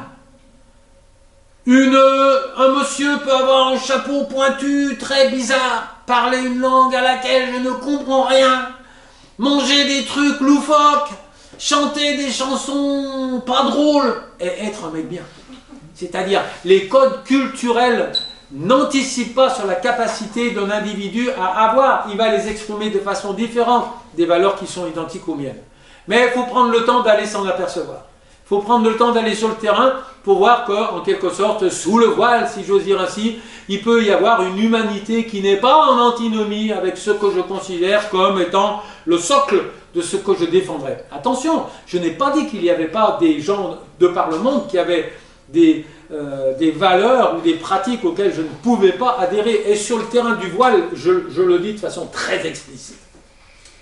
Si des parents d'élèves, ça c'était des choses que je racontais il y a 20 ans, si des parents d'élèves viennent me voir et me disent « Monsieur, je ne veux pas que ma fille assiste aux cours de sciences naturelles parce qu'on y explicite le fonctionnement de l'appareil génital, ça heurte mon sentiment religieux. » Moi, je sors mon fusil de la violence républicaine. Je sors la violence républicaine. Je dis « Non, votre fille va étudier l'appareil génital masculin et féminin. Il n'y a aucune atteinte aux valeurs universelles de... » Mais je suis tranquille.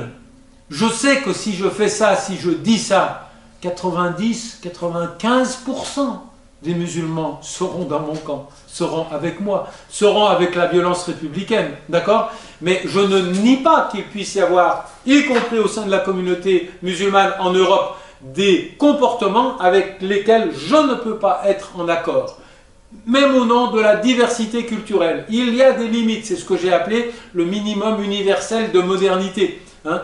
C'est le maillot de bain. J'ai dit, bon, voilà, si un maillot de bain, au nom de la pudeur, m'empêche de nager la brasse, je vais sortir ma violence républicaine. Mais je sais très bien qu'au bout de 10 minutes de conversation, j'aurai 90% des tenants du maillot de bain qui empêche de nager qui seront avec moi. D'accord? Donc on va toujours remonter aux racines de la valeur et séparer ce qui est de l'ordre du culturel, du symbolique, de ce qui peut être une entrave à la pleine réalisation de ce qui est véhiculé par la valeur. Monsieur, je fais comprendre. Oui, je ne sais pas. Moi, j'aurais bien voulu comprendre pourquoi en France, c'est toujours un problème. Je veux dire, chaque fois chez les politiques, je ne parle pas des gens, mais les politiciens, pourquoi c'est un tel problème?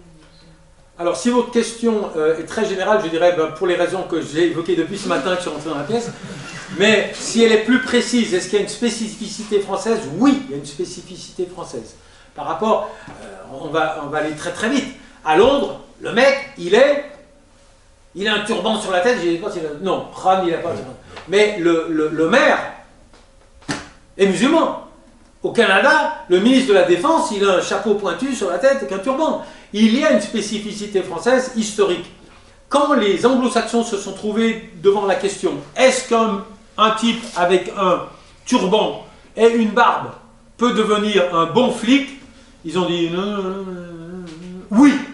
Ils ont répondu oui. Les Français ont répondu non. Les Français auraient répondu non. Hein? Et ça, et pareil, bien sûr, en 2005, j'étais en Australie. En 2005, il y a eu les émeutes en France, les émeutes de banlieue, mais il y a eu un épisode en Australie qui était très significatif de la spécificité des Français. Dans la banlieue de Sydney, l'ouverture d'une ligne de tram ou de bus a fait que, comment on dit des Arabes quand on veut les stigmatiser en australien, on dit des Libs. Libs, ça veut dire des Libanais. Pour dire Bougnoul, on dit Libs, des Libanais. Donc des Libs sont venus se baigner sur une plage qui n'était pas fréquentée par des Libs. D'accord? Ça a donné lieu à plusieurs échauffourées, pas émeutes, mais disons échauffourées, et le gouvernement s'est penché sur la question. Regardez la différence entre un gouvernement anglo-saxon, et on pourrait aller en Nouvelle-Zélande, au Canada, on a la même disposition d'esprit, Trudeau. Les Australiens ont pris le problème avec quand même infiniment plus de hauteur que les Français. Ils ont dit, bon voilà, il y a un déficit de légitimité des musulmans au sein du noyau culturel de l'Australie. Oh, eh ben on va arranger ça. Quel est le noyau culturel, le symbole? Pour les Français, ce serait le camembert, la baguette de pain, le kilt de rouge et tout. Pour les Australiens, c'est le sauvetage en mer. C'est un pays nautique. Au cœur symbolique des fonctions valorisées au sein de la culture australienne, il y a ceux qui se jettent à l'eau avec une planche et ils vont sauver ceux qui se noient. Et ils ont dit le problème c'est qu'en Australie on n'a pas un musulman, on n'a pas une musulmane qui participe à cela parce que il y a le problème du maillot de bain. Qui a inventé le burkini dans sa forme nouvelle avec le textile? Ce sont les Australiens. La réponse des Australiens aux émeutes de Sydney en 2005, ça a été le burkini. Ils ont fabriqué et diffusé le burkini pour que des sauveteuses nageuses musulmanes puissent être vues participant à cette action extrêmement valorisante. Les Canadiens, qu'est-ce qu'ils ont fait? Ils ont été voir une femme voilée, ils lui ont dit « Vous êtes sûr que vous ne voulez pas rentrer dans la police montée ?» C'est vrai, ça s'est passé exactement comme ça. Symbole, cœur culturel du Canada, la police montée. Les Français, ils auraient fait quoi? Ouh, jetez-moi ça de là. Elle ne peut pas s'approcher d'un cheval, ça va lui faire peur, elle a un voile. D'accord? Les Canadiens ont dit, madame, mesdames, mesdemoiselles, venez participer à la police montée du Canada. Et ça s'est fait. Donc vous voyez, il y a bien une spécificité française. D'où vient cette spécificité française? Je l'ai déjà évoquée. Elle vient, enfin c'est un prétexte. C'est un prétexte. Pourquoi les féministes françaises du genre catégorie Badinter, c'est-à-dire vraiment, on peut difficilement faire plus caricatural. Pourquoi ne tolère-t-elle pas qu'une femme portant le voile puisse participer à la dynamique de libéralisation, de défense des droits de la femme? Parce qu'elles ont le logiciel de la Révolution française. Pour s'affranchir de la dictature royaliste, il fallait lutter contre l'Église. Donc on ne peut pas être moderniste si on n'est pas anti-Église, c'est-à-dire anti-religieux. Et ça, disons, c'est le logiciel intellectuel qu'elle sort. On sait bien que ça n'est qu'un vieux prétexte. Mais disons, oui, il y a une spécificité française qui tient à la relation aux religieux dans l'espace public, qui est aux États-Unis, sur le dollar, c'est écrit « In God we trust ». La relation aux religieux dans l'espace public n'est pas du tout celle qu'elle est dans l'espace français de notre fameuse laïcité. D'accord? La présence du religieux dans l'espace public ne pose pas un problème. Souvent, je rappelle une des raisons pour lesquelles peut-être c'est Londres qui a eu les Jeux Olympiques et Paris qui les a perdus quand Londres les a eus, je ne sais plus quand, 5 ans, 10 ans, tout ça. La communication de Londres, la communication de Paris, c'était « Venez chez nous !» Kilt de rouge, baguette de pain, béret. Hein. Et Londres, la communication, c'était « Venez chez nous !» Une femme voilée, un sikh, un noir, etc. La communication était beaucoup plus universelle. Nous n'étions pas, nous les Français, très spécifiquement. Une fois, j'ai même écrit « Montrez-moi sur TV5 une seule femme voilée ». Il y avait un jingle supposé montrer la diversité de l'audience de TV5, chaîne internationale française. Il n'y avait pas une femme voilée dans le jingle montrant la diversité. Ça a été, je pense, corrigé depuis. Mais à un moment, c'était absolument extraordinaire. Donc oui, la spécificité française vient de là. Elle est exacerbée par la variable coloniale. dans la tête encore, bon, Macron il dit la colonisation, j'ai pas connu, tout ce qui n'a pas vécu considère que ça n'existe pas, mais disons dans l'imaginaire des Français, la période coloniale, la domination sur l'Algérie et le Maghreb joue un rôle beaucoup plus important que dans d'autres sociétés où il n'y a pas ce paradigme historique. C'est pas une excuse, hein. Les Anglais, ils avaient aussi beaucoup de colonies, non? C'est ce que je vous dis, mais les Anglais ont résolu, la question de la diversité culturelle de façon radicalement différente. Les Anglais, face à une femme avec un hijab, peut-elle devenir policier, ils ont dit oui. Les Français ont dit non. Là, vous avez vraiment là une distinction très très claire. Très très claire. C'est pas une excuse. C'est plutôt une question personnelle sur vous. Aïe. Parce que j'ai eu une petite expérience, donc il y a 6 ans, je ne le sais pas encore. Et une de mes élèves qui devrait faire son travail de faire de formation avait souhaité travailler. C'est une fille qui n'était pas musulmane du tout, hein, mais qui entendait beaucoup de discours sur l'islam et qui aimerait comprendre ces discours et avait choisi quelques chercheurs dont vous faisiez partie de ces chercheurs-là qu'elle avait choisis. Il y avait aussi Keppel, etc. Et l'élève, dans le travail, à la fin, donc au niveau de sa conclusion, elle avait remarqué que vous aviez un discours, en tout cas une lecture très différente de la situation de l'islam en Occident. Et dans ses explications, dans son travail, il disait que pour elle, c'est parce que vous avez vécu dans des territoires musulmans et c'est ça qui vous a permis de mieux comprendre les enjeux et de pouvoir analyser d'une manière plus juste. Donc c'était ça sa conclusion. C'était un travail que je devrais corriger, donc j'ai corrigé d'une manière libre parce que je ne vous connaissais pas. Est-ce que vous confirmez cette conclusion à laquelle est arrivé cet élève-là? C'est une évidence, c'est une évidence. Ce que je dis tout à l'heure, plus vous avez eu la capacité, le privilège d'observer de près la diversité, moins vous avez de chances de dire de conneries sur ce dont vous parlez. Plus vous parlez à distance d'un phénomène, plus vous avez une tendance à vous servir d'instruments qui ne sont pas fonctionnels. Vous allez vous servir du Coran pour expliquer le fonctionnement de la société yéménite. Vous êtes à côté de la plaque. Je ne dis pas qu'il ne faut pas se servir du Coran, mais bien sûr, chaque fois que vous allez introduire de la diversité, vous allez introduire de la complexité. Chaque fois que vous allez introduire de la complexité, vous allez vous rapprocher de la réalité. Et c'est tout. Et ça, bien sûr. Et le grand déficit des sociétés occidentales maintenant, c'est que, bon, alors c'est plus complètement vrai, mais dans le premier livre que j'ai écrit, je disais 99% des spécialistes du monde arabe ne parlent pas l'arabe. Il y a un déficit linguistique terrifiant, terrifiant quand un journaliste d'une grande chaîne d'information, il dit Yahya, Ahmed, enfin, il n'y a jamais le moindre début de commencement de capacité à prononcer. Mais il dira Hamas par contre, hein, ça sans aucun problème. Bon, j'exagère un peu. Mais nous avons un déficit de connaissance.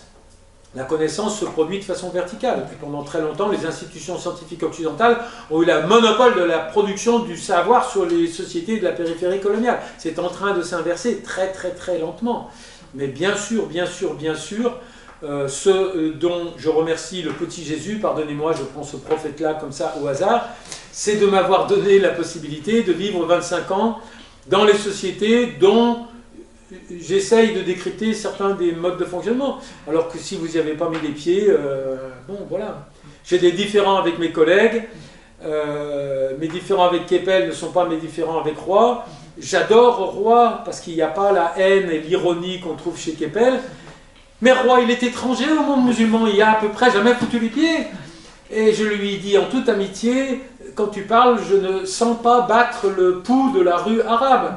Parce que, bon, oui, l'Iran, c'est l'Iran, l'Afghanistan, c'est l'Afghanistan, des sociétés qui n'ont pas connu le traumatisme colonial. C'est-à-dire que les deux sociétés où il a ancré ses constructions analytiques sont les exceptions à l'acculturation coloniale. Eh bien, si vous parlez de sociétés que vous ne connaissez pas, vous allez vous réfugier dans l'élaboration théorique. Et l'élaboration théorique, quand vous n'avez pas les garde-fous de la connaissance empirique, je prends un autre exemple, Olivier Todd. Olivier Todd, c'est le démographe. Je ne sais pas si ça... c'est bien Olivier, je ne me trompe pas, le prénom. Emmanuel Todd. Attention, ne nous trompons pas. Emmanuel Todd, applique l'instrument démographique à l'analyse sociopolitique de la planète tout entière. Quand il a les capteurs sur la complexité sociale qu'il étudie, son instrument démographique fonctionne. Quand il a étudié la manif Charlie, remarquable. Mais le même Todd nous a expliqué que s'il y a des attentats suicides en Palestine, vous savez pourquoi? C'est la structure patrimoniale de la famille palestinienne qui diffère indéfiniment l'âge de mariage des garçons. Et alors, vous comprenez, hein, il y a des tensions. Hein, alors ces petits deviennent violents et ils font des attentats suicides. C'est une catastrophe analytique totale. Il a totalement nié. C'est vrai, hein, vous pouvez retrouver, j'ai critiqué, ça s'appelle La rencontre des civilisations. C'est un ouvrage par Youssef Courbage et Todd. Et je l'ai démoli dans quelques lignes du Monde diplomatique. Et heureusement encore, il disait c'est ça. Hein, la violence des attentats palestiniens, c'était dû à la pression, pardonnez-moi, dans les braguettes des jeunes palestiniens. Non, non, non. Il y a un an, il a commis un ouvrage horrible, épouvantable. J'ai failli sortir de la salle quand il le présentait. Il nous a en gros expliqué à Aix-en-Provence, mais il l'a dit à de nombreuses reprises, que si Bachar al-Assad a réussi à écraser dans le sang son opposition, c'est parce qu'il était plus féministe que ses opposants. Où sont... Ah ben oui, mais celle-là, elle existe, vous la retrouverez, elle est extraordinaire. Où sont les bombes russes, où sont la collusion internationale? Non, rien. Et donc, bon, ce qui compte, à mon sens, oui, c'est le capital méthodologique, les instruments de la science sociale sont pertinents, mais quand vous maniez les instruments de science sociale dans un univers où vous n'avez aucun capteur, moi je dis, si vous voulez parler d'une société, vous devez au moins avoir la culture générale d'un bachelier dans cette société.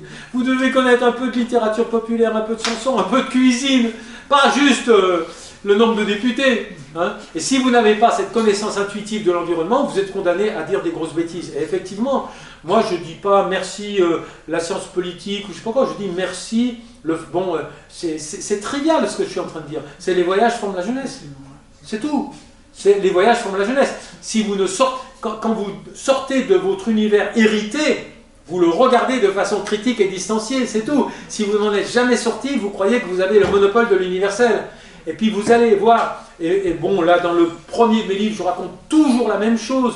Je dis, j'arrive au Népal, et il y a un monsieur, il veut rencontrer un occidental. Alors il dit, je veux des cours d'anglais, en échange je vous donne des cours de sanskrit, donc je vais bouffer chez lui. Donc tout était très exotique. Et il me dit, vous, le problème, les occidentaux, c'est que vous buvez tellement d'alcool que vos enfants sont difformes et tout. Ah, je dis, bon, ouais, bon, c'est pas complètement faux, vous voyez, mais... Et puis, en même temps qu'il dit ça, il ouvre une petite boîte, puis il fait un geste assez disgracieux. Il se met une boule comme ça, noire, au fond de la bouche. Je dis, c'est quoi? Il dit, bah, c'est de l'opium. Je dis, ah bon? Ben oui, tout le temps, pour digérer, j'en prends un petit peu. Et j'ai compris que ce monsieur venait de faire devant moi ce que peut-être certains de mes oncles faisaient, on le fait de moins en moins maintenant, mais il buvait une petite liqueur à la fin du repas pour digérer. Mais il avait complètement criminalisé cette pratique-là, et moi, dans mon esprit, j'avais complètement criminalisé l'usage qu'il avait. Et dans le pays voisin, en Inde, c'était exactement la même chose. En Europe, moi j'ai fait partie de ceux qui avaient des cheveux, je ne vois pas les vôtres madame, mais certainement aussi longs que les vôtres, vous voyez. Et je portais un sac à dos et je marchais sur les routes de l'Inde et du Népal. Eh bien, à cette époque-là, les jeunes branchés en rupture d'Occident, nous fumions des pétards, n'est-ce pas? Et les jeunes branchés indiens, ils méprisaient complètement le hashish, qui était une pratique banalement populaire. Et eux, évidemment, ils voulaient du whisky. Hein. Et moi, j'avais le mépris pour le vin rouge, qui était banalement populaire. Donc, c'est la possibilité qui vous est donnée de voir que les matériaux culturels dont l'autre pense qui lui donne l'accès à l'universel ne sont pas universels. Et bon, la dernière, mais je la raconte tout le temps, donc je la raconte quand même. Mais je pense que c'était au Cambodge, le camionneur qui nous conduisait s'est arrêté, il a pris une guirlande de feux d'artifice, hein, de pétards, et il les a lancés contre ce qui pour moi était la représentation d'une femme nue. C'était une femme qui était dévêtue et qui avait les bras comme ça, hein. Et j'ai compris, j'ai mis un certain temps à comprendre que ce que venait de faire le camionneur avec des choses qui dans ma culture sont de l'ordre de l'interdit. Moi pour lancer des pétards j'allais me cacher derrière le cimetière, mes parents ne voulaient pas que j'en achète. Lui il lance une guirlande de pétards sur une femme nue, il a fait l'équivalent de mon père s'arrêtant devant un sanctuaire et faisant une petite prière pour nous porter chance parce qu'on est parti en route en vacances pour la mer. Donc si il vous est donné quand vous avez 18 ans de comprendre cette complexité de la relation du culturel et de l'universel, du particulier et du général, ben effectivement, vous avez des chances de ne pas répéter le même genre d'imbécilité qu'au répand le franco-français lorsqu'il est enfermé complètement dans sa culture héritée. D'abord, on va aller dans l'ordre, s'il vous plaît. Oui, alors merci. Moi, en fait, ma question rejoint votre conclusion. Quand vous parlez de conjoncture difficile et de réfléchir à comment s'en sortir, en fait, c'était la question que j'avais en tête avant même que vous parliez de conclusion. Et c'était de se dire, finalement, autant en France qu'en Suisse, vous avez parlé de représentativité, le fait d'aller voter. Je pense que les efforts, en tout cas, sont menés dans ce sens-là par beaucoup de personnes de confession musulmane, que ce soit suisse ou française.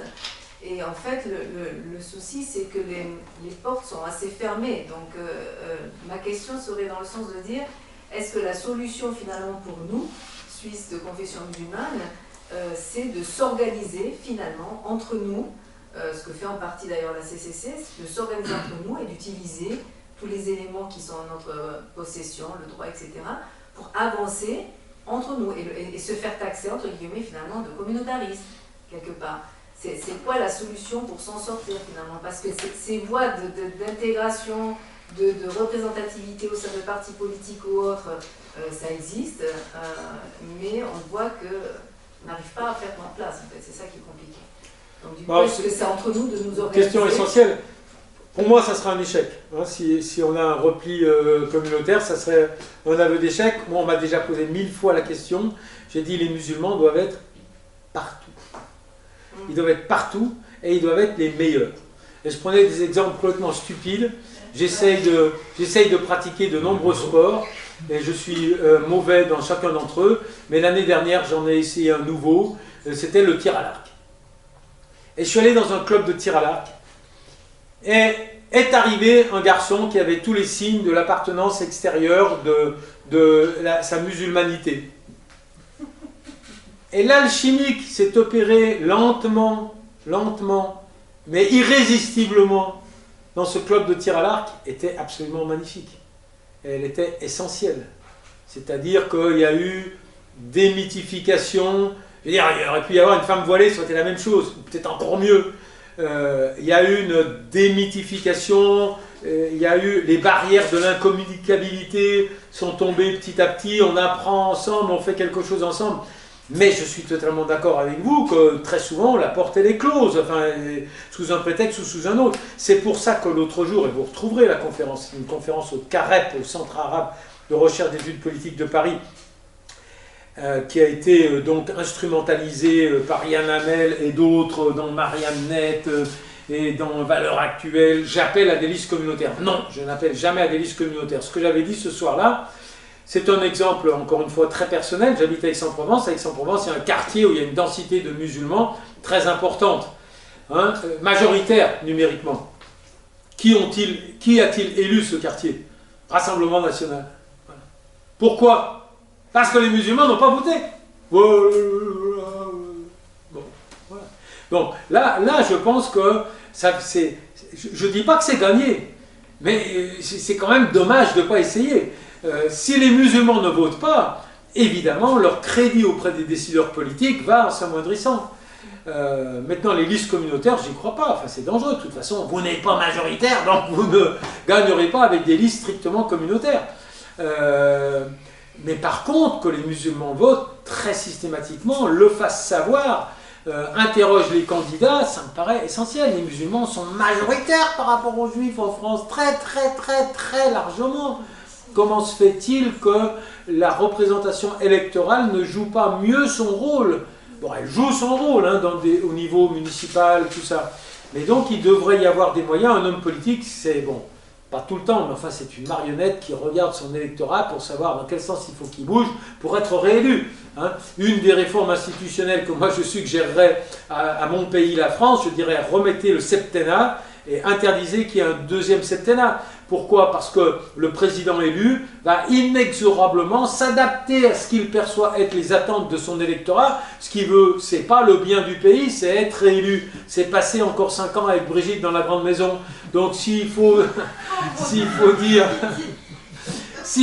des choses horribles, mais oui, mais c'est ça, il va le dire. Je ne sais pas quelle est la perception qu'a Macron des questions dont il parle, mais je sais ce qu'il en dit. Quand Macron appelle Zemmour pour lui témoigner son respect, sa solidarité, parce qu'il a eu une agression verbale, il n'y a rien d'extraordinaire, entièrement filmé, donc on en a vu les limites. Le type était à 10 mètres de lui, il était inintelligent de plusieurs façons dans ce qu'il disait et dans le fait qu'il ait fait ce qu'il a fait. Et le président de la République appelle ce monsieur 45 minutes et le fait savoir. Bon, eh bien, moi je pense qu'il ne fait cela que parce qu'il anticipe une évolution de l'opinion publique et qu'il sait que le débat va se dérouler contre le Rassemblement national et qu'il veut faire de la surenchère sur ce terrain-là. Eh bien, si tous les musulmans votaient, je pense que les hommes politiques s'y prendraient à 2 fois avant de basculer aussi explicitement et aussi facilement dans le camp de l'islamophobie, comme ils sont tous en train de le faire maintenant. Donc il faut investir toutes les sphères. Bien sûr. Pour moi, c'est très simple. Vous devez être partout. Alors, ça sera difficile pour vous. Vous allez avoir des refus. Mais vous devez être partout et vous allez dédramatiser. Les gens vont s'apercevoir qu'il y a quelque chose de possible à faire avec quelqu'un qui a un dogme et, le cas échéant, qui a un dogme différent de celui qui le contemple. Parler, parce que c'est vrai, dans tous les discours académiques, médiatiques, on parle des musulmans. Vous avez aussi beaucoup parlé des musulmans. Est-ce que le principal problème n'est-il pas de parler trop des musulmans et pas plutôt des citoyens? Est-ce qu'on ne devrait pas plutôt parler d'abord des citoyens et ensuite peut-être de leur autre appartenance, parce qu'elles sont multiples? D'accord, on prend toutes les questions, ça c'est plus facile. Alors d'accord, première question. Deuxième question. Moi c'était un peu pour compléter ce qu'avait posé comme question Saline. Donc si j'ai bien compris, vous êtes favorable à ce que la communauté musulmane vote, qu'elle vote de plus en plus. Ce serait une manière de changer un peu les choses. Et puis moi, par rapport à la représentativité, j'ai juste pas très bien compris sous quelle forme on devrait faire cette représentativité. Est-ce que c'est simplement d'aller dans tous les partis politiques et puis de se mettre un peu partout, ou bien est-ce qu'il faudrait se constituer sous une autre forme, comme par exemple une association? Est-ce que vous êtes favorable à ça ou pas? Ou un parti. Ou un parti, voilà. Ou un parti politique. Ensuite. Alors oui, merci tout d'abord pour cette intervention. Moi, j'aime la France, donc j'aimerais, on a pas mal parlé de la France d'ailleurs, mais j'aimerais donner mon exemple propre par rapport à cette citoyenneté active et participative. J'habite dans une commune où j'étais, le très bon turc, le très bon musulman, l'exemple parfait. Et du jour au lendemain, c'est en 2014, quand je me suis présenté aux élections, j'étais l'islamiste, le pire des enfoirés qui puisse exister dans cette commune. Donc du jour au lendemain, j'ai vécu, disons proprement, moi, cette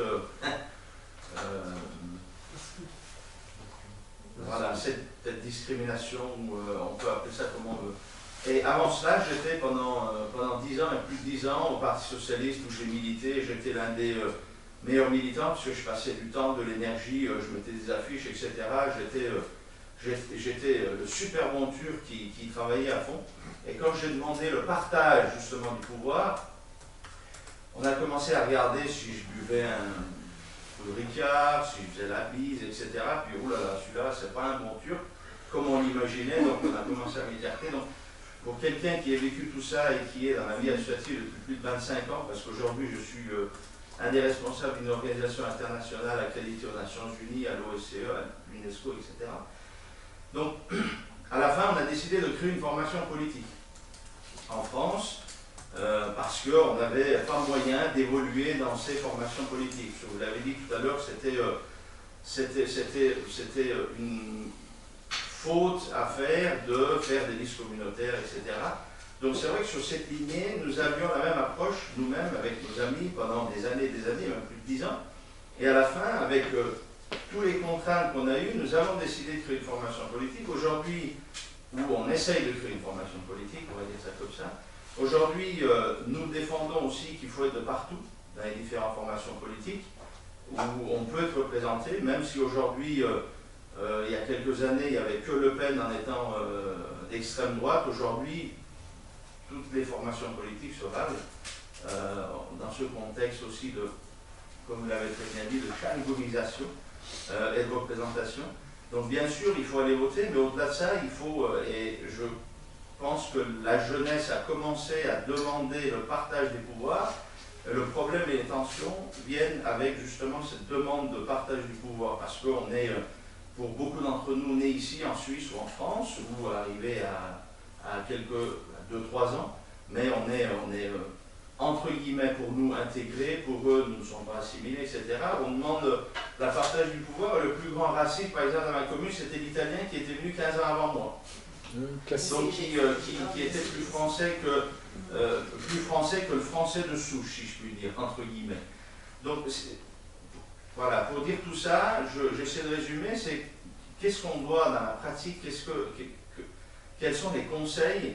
J'ouvre aussi une parenthèse pour donner un exemple, par exemple en France, du CFCM. Les musulmans, à mon égard aussi, sont très très très passifs, sont en train même de dormir avec tout ce qui se passe un petit peu dans cette communauté, parce qu'il y a des choses quand même qui sont très très graves, qui arrivent tous les jours et qui s'aggravent de plus en plus.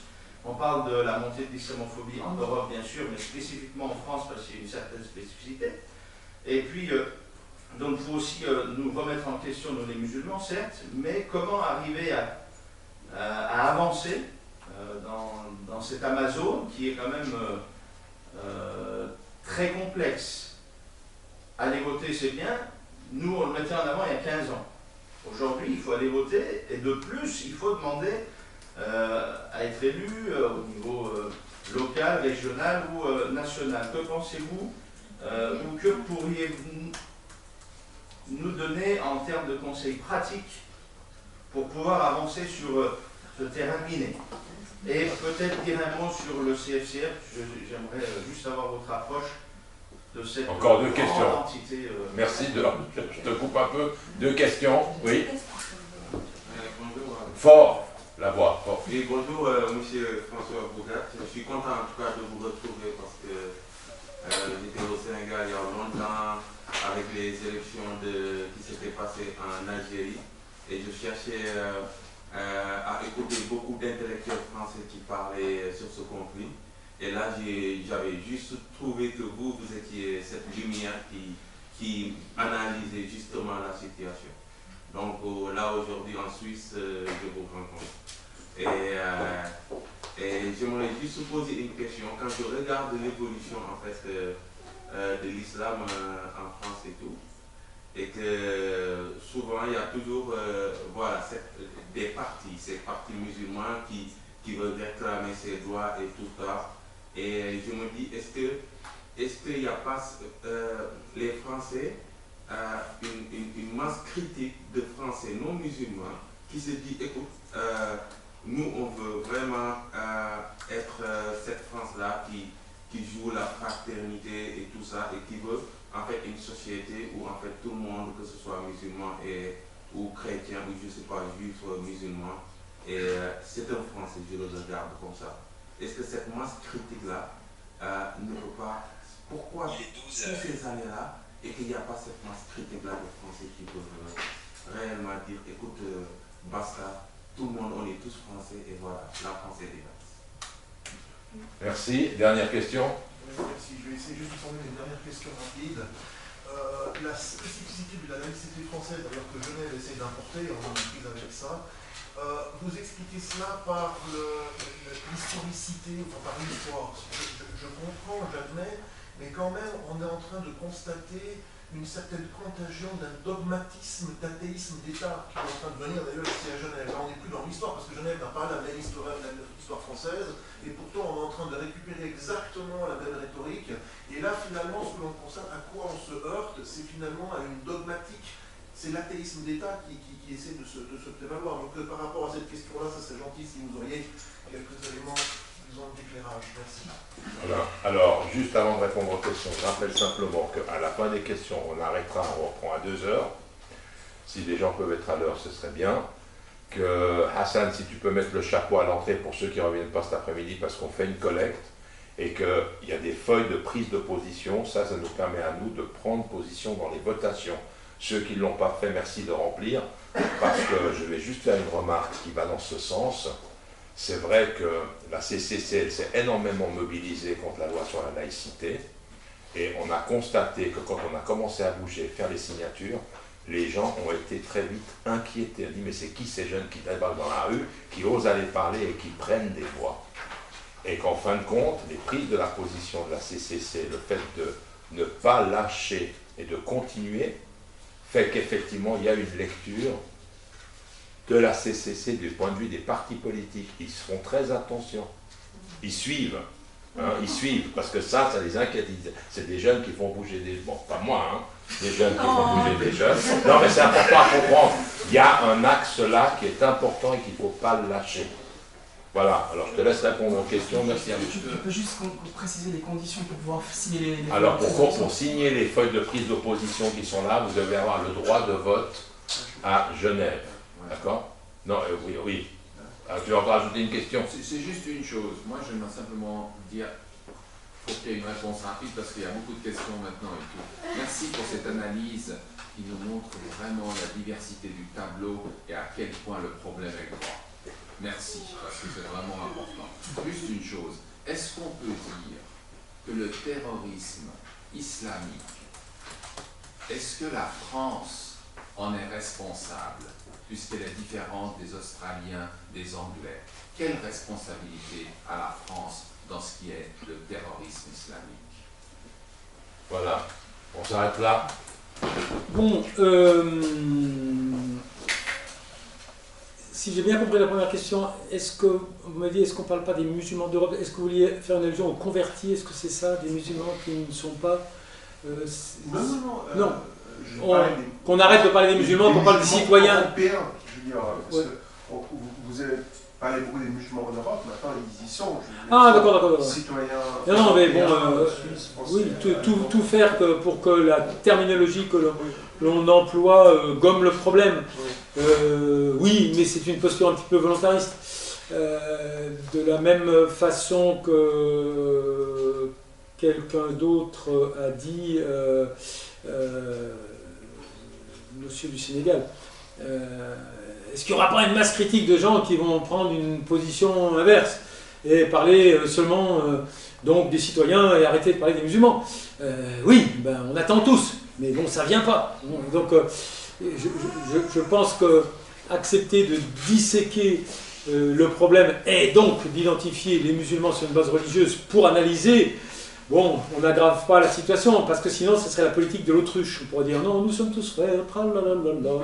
Et bon, d'accord, mais on sait très bien que quand on serait sorti de cette pièce, sans arrêt, la réalité va nous rapporter les mécanismes de la discrimination.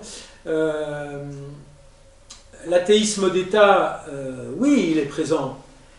Oui et non. Parce qu'il est sélectif, l'athéisme d'État. C'est ça le problème. Vis-à-vis de l'autre religion, il n'y a pas d'athéisme d'État. On va tous se prosterner au repas du CRIF. On tolère absolument toutes les incursions du religieux. On ne dit pas le judaïsme politique. Pourtant, c'est bien l'expression du dogme que reçoivent les Israéliens qui leur permettent d'affirmer la légitimité de leur présence chez les Palestiniens. On n'appelle pas ça du judaïsme politique. Donc il y a un tel différentiel. Non, malheureusement, il n'y a pas un athéisme d'État. Il y a une islamophobie d'État. Et ça, j'aimerais pouvoir être contredit de façon crédible. Mais quand il s'agit de faire toutes les concessions possibles et imaginables, alors on peut faire la liste, je veux dire. Et vous savez, les djihadistes, hein, Il y a aussi des jeunes Français qui partent en toute légalité, s'engager dans le Sahel, casser du palestinien dans des territoires occupés illégalement au regard de la loi internationale. On ne les appelle pas des djihadistes. Hein. Donc tant qu'il y a cette dichotomie entre le traitement des expressions politiques d'une religion par rapport à une autre, non, on ne peut pas parler, je pense, d'athéisme d'État. Alors, quelle responsabilité bon, là, je suis obligé de faire de la pub pour mes écritures, mais je veux dire, j'ai passé mon temps à répondre à ça là-dedans. Bon, évidemment, je l'ai dit au début de la conférence, les expressions extrêmes d'une appartenance, quelle qu'elle soit, ne sont que l'expression des dysfonctionnements des institutions de la représentation politique. Cette recette-là, vous pouvez l'appliquer à l'intérieur des enceintes des pays musulmans, ou à l'échelle de la planète. Vous retrouverez toujours une société qui est traitée normalement, ne va jamais, les Irakiens ne sont allés vers Daesh à Mossoul que parce que les institutions de l'État central irakien étaient considérées pour eux comme étant sectaires aux mains des chiites, perfusées par l'Iran et les visant en tant qu'appartenant à la communauté sunnite. Donc sur toute la planète, on reviendra toujours au même registre.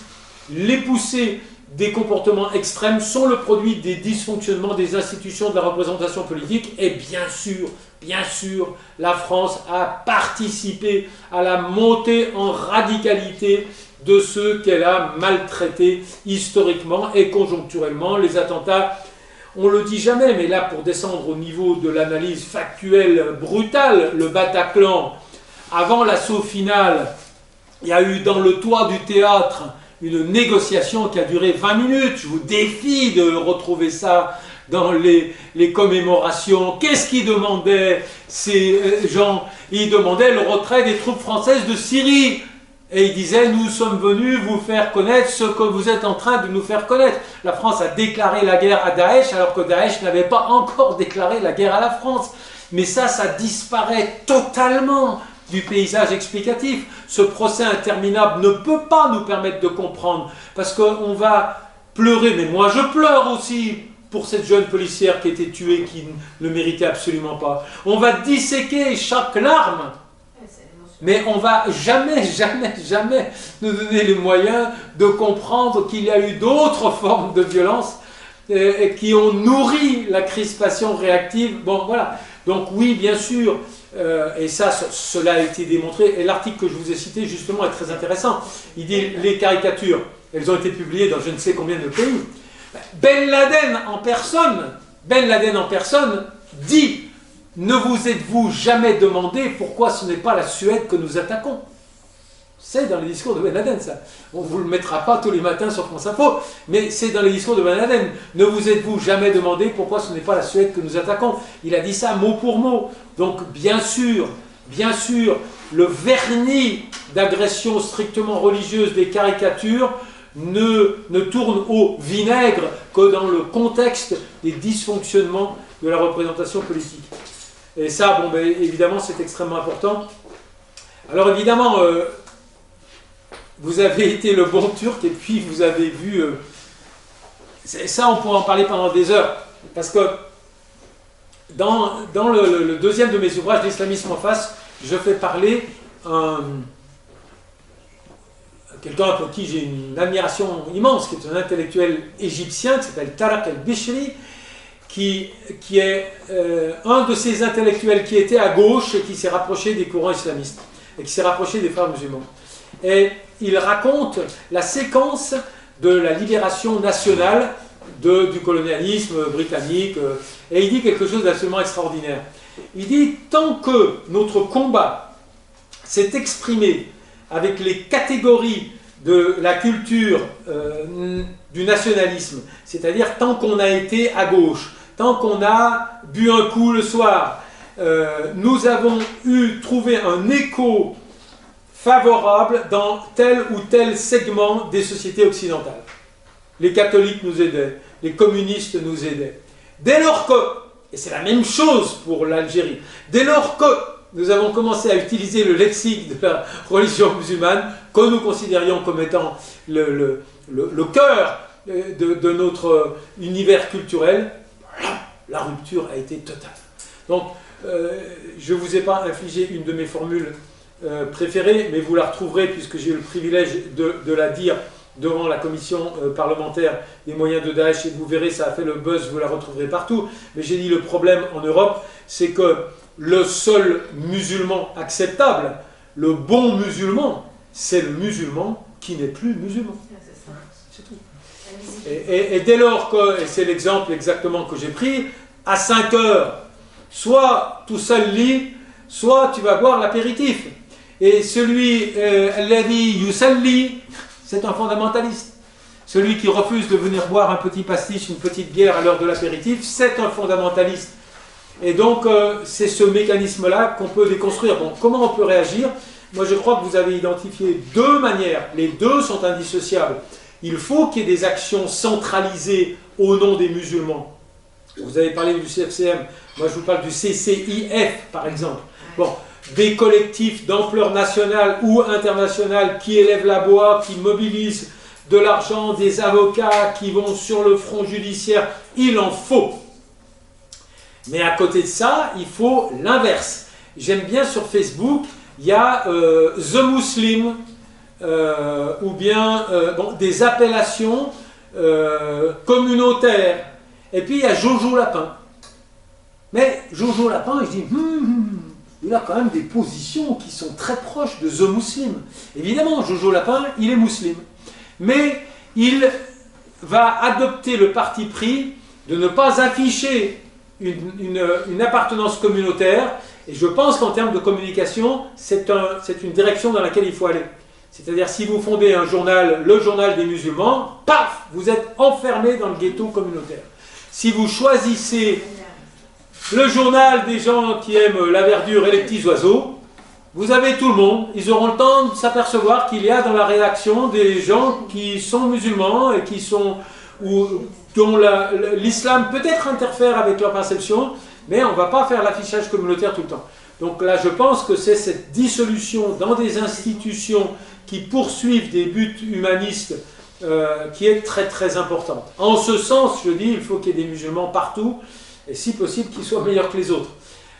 Mais ça ne nie pas l'importance d'un affichage communautaire fort, centralisé, qui doit exister. Alors vous me dites le CFCM, bon, la spécialité de la France, c'est de rendre non fonctionnelles les institutions de la représentation des musulmans. Mettez-vous bien ça dans la tête.